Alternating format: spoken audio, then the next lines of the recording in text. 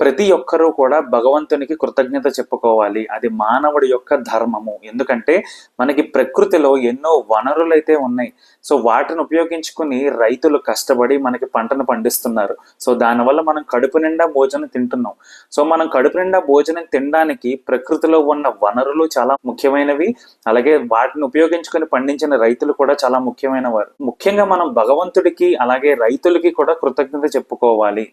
ఎందుకంటే మనకి ఏదో చిన్న హెల్ప్ చేస్తేనే, ఒక చిన్న బ్యాగ్ తీసి మన చేతిలో పెడితేనే కృతజ్ఞతలు, థ్యాంక్స్ అని చెప్తాము. అటువంటిది మనం రోజు కడుపు నిండా భోజనం చేయడానికి కారణమైన భగవంతుణ్ణి అలాగే రైతుల్ని కూడా మనం ఖచ్చితంగా గౌరవించాలి. అలాగే మనం తిన్న ఆహారం మన చేతుల్లో ఉంటుంది, తింటాము, తీసుకుని తింటాం.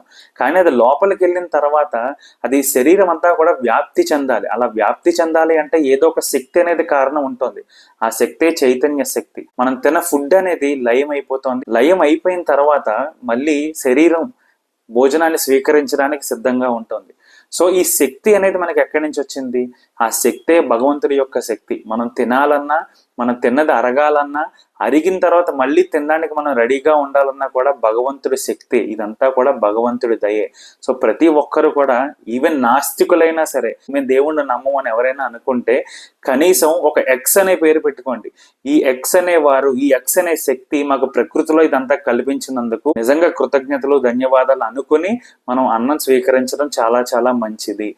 సో ప్రతి ఒక్కళ్ళు భగవంతునికి కృతజ్ఞతలు చెప్పుకోవాలి. అదే మన ధర్మము.